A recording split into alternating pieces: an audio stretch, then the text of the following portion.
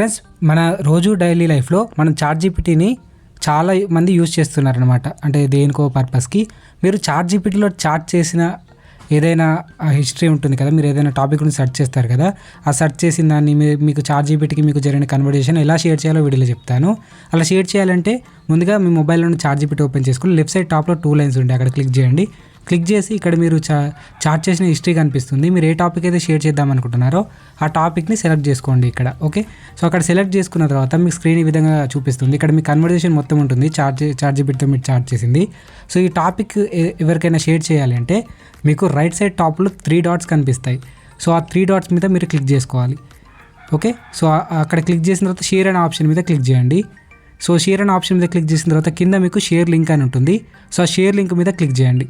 So అక్కడ click చేసుకున్న తర్వాత ఇక్కడ మీకు దీన్ని మీరు డైరెక్ట్గా ఇన్స్టాగ్రామ్లో సెండ్ చేసుకోవచ్చు, వాట్సాప్లో పంపించుకోవచ్చు, ఫైల్ మేనేజర్లో కూడా సేవ్ చేసుకోవచ్చు. సో మీరు వాట్సాప్లో ఎవరికైనా పంపాలంటే సింపుల్గా వాట్సాప్ని సెలెక్ట్ చేసుకొని సో వాళ్ళ కాంటాక్ట్ని సెలెక్ట్ చేసుకొని కింద యారో మార్క్ ఉంది గ్రీన్ కలర్లో, దాని మీద క్లిక్ చేస్తే వాళ్ళకైతే సెండ్ అయిపోతుంది. సో ఈ విధంగా మీరు ఏదైతే చాట్ చేసిన ఇన్ఫర్మేషన్ ఉందో అది ఎవరికైనా సెండ్ చేయాలి అనుకుంటే చాట్‌జీపీటీలో ఉంది, ఈ విధంగా మీరు షేర్ చేసుకోవచ్చు. ఓకే, సో ఐ హోప్ ఈ వీడియో మీకు నచ్చితే లైక్ చేసి షేర్ చేసి మన ఛానల్ని సబ్స్క్రైబ్ చేసుకోండి. Thanks for watching.